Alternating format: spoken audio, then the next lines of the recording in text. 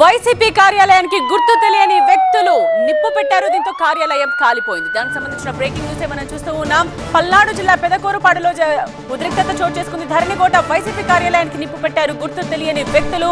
మంటల్లో కాలి పూడిదైంది వైసీపీ కార్యాలయం. పోలీసుల అదుపులో ప్రస్తుతం ఇద్దరు టీడీపీ కార్యకర్తలున్నారు. రాత్రి ధరణికోటలో టీడీపీ ఫ్లెక్సీలు చించేశారు ఆగంతకులు. ఒక పక్క ఈ ఉద్రిక్తత కొనసాగుతూ ఉండగానే ఇప్పుడు కొందరు వైసీపీ ఆఫీస్ కి నిప్పు పెట్టడంతో ఉద్రిక్తత మరింత పెరిగింది. 4 రోజుల క్రితమే ఎమ్మెల్యే నంబూరు శంకర్రావు ఈ ఆఫీస్ ను ఓపెన్ చేశారు. ఇప్పుడు దీనికి నిప్పు పెట్టడం టెన్షన్ కు కారణమైంది. భాష్యం ప్రవీణ్ కు టీడీపీ టికెట్ ప్రకటించిన తరువాత ఢీ అంటే ఢీ అంటున్నాయి రెండు పార్టీలు. రాత్రి అనంతవరం దొడ్లేరు దగ్గర భాష్యం ప్రవీణ్ ఫ్లెక్సీలు గుర్తు తెలియని వ్యక్తులు చించేస్తే ఇప్పుడు అమరావతి మండలం ధరణికోటలో వైసీపీ కార్యాలయానికి నిప్పు పెట్టారు గుర్తు తెలియని వ్యక్తులు. వరుసకి మామ అల్లుళ్ళయ్యే నంబూరు శంకర్రావు భాష్యం ప్రవీణ్ వర్గాల మధ్య యుద్ధం ఈ పరిణామాలతో మరింత పీక్స్ కు చేరినట్టుగా కనిపిస్తోంది. స్పెషల్ కరెస్పాండెంట్ నాగరాజ్ లైవ్ లో సిద్ధంగా ఉన్నారు. ఈ విషయానికి సంబంధించిన పూర్తి వివరాలతో నాగరాజ్. పెదకూరుపాడులో రాజకీయ వాతావరణం ఒక్కసారిగా వేడెక్కింది. నిన్న పెదకూరుపాడు టీడీపీకి సంబంధించి ఈ భాష్యం ప్రవీణ్ని ఇన్ఛార్జిగా నియమించడం జరిగింది. అయితే భాష్యం ప్రవీణ్ని ఇన్ఛార్జిగా నియమించిన తర్వాత అటు వైసీపీ కూడా ఒక్కసారిగా యాక్టివ్ అయిపోయింది.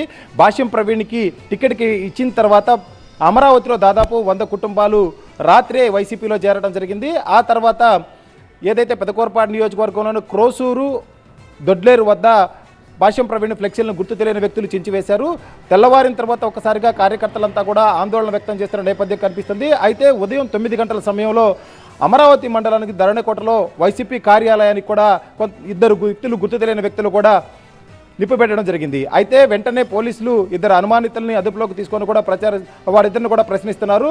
వీరిద్దరూ కూడా టీడీపీకి చెందిన వారుగా వైసీపీ నాయకులు చెప్తా ఉన్నారు. మొత్తం మీదుగా ఒక్కసారిగా ఎప్పుడైతే భాష్యం ప్రవీణ్కి పెదకూరుపాడు టీడీపీ ఇన్ఛార్జిగా నియమించారో అప్పటి నుంచి కూడా రాజకీయాలు వేగంగా బారిపోయాయి. ఇద్దరి మధ్య బిగ్ ఫైట్ నడుస్తూ ఉంది. వీరిద్దరూ కూడా నంబూరు శంకర్రావు వైసీపీ ఎమ్మెల్యే నంబూరు శంకర్రావుకి వరుసకు భాష్యం ప్రవీణ్ అల్లుడవుతారు. అయితే వీరిద్దరూ నేరుగా ఈరోజు ఫైట్లో ఉండడంతో ఒక్కసారిగా అటు కార్యకర్తల మధ్య కూడా బిగ్ ఫైట్ అయితే నడుస్తూ ఉంది. కార్యకర్తలు కూడా ఎవరికి వారు తమ నేతకు అనుకూలంగా సోషల్ మీడియా వేదికగా కూడా ఇప్పటికే ఫైట్ ప్రారంభించారు. అయితే నియోజకవర్గంలో ఒక టెన్షన్ వాతావరణం నెలకొనడంతో పోలీసులు కూడా అప్రమత్తమయ్యారు.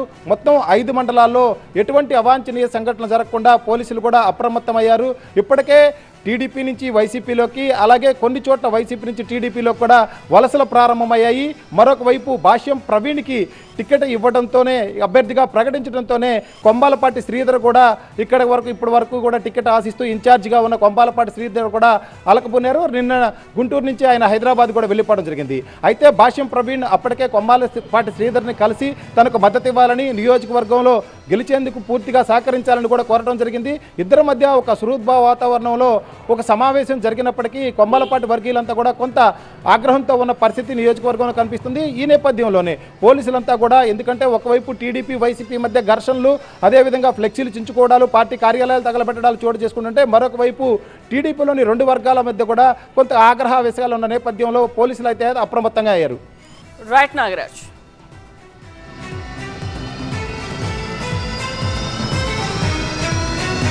మామాళ్ళుల మధ్య పోటీతో అక్కడ ఒక్కసారిగా పొలిటికల్ హీట్ పెరిగిందనే చెప్పాలి. పల్నాడు జిల్లా పెదకూరపాడులో జరిగిన ఉద్రిక్తతకు సంబంధించిన దృశ్యాలను కూడా మనం చూడొచ్చు. ఒకవైపు ఫ్లెక్సీలు చించివేసిన దృశ్యాలు మనం చూస్తున్నాం. మరొక వైపు వైసీపీ కార్యాలయాన్ని కాల్చివేసిన దృశ్యాన్ని కూడా మనం చూడొచ్చు. ఇప్పటికే ఇద్దరు టీడీపీ కార్యకర్తలని పోలీసులు ఈ ఘటనకు సంబంధించి అదుపులోకి తీసుకున్నట్టుగా తెలుస్తోంది. నిన్న ధరణికోటలో టీడీపీ ఫ్లెక్సీలు చించివేశారు ఆగంతకులు.